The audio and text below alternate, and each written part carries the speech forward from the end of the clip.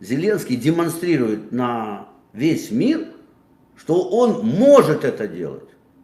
Ссать против ветра. Причем против урагана. И сейчас он стоит весь обляпанный.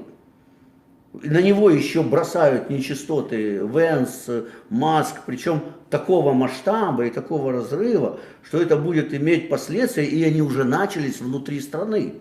Потому что внутри страны начинают распадаться те люди, которые еще вчера верой и правдой служили Зеленскому. И сегодня они уже понимают, что Зеленский токсичен, он опасен, рядом с ним нельзя находиться, его сливают в унитаз.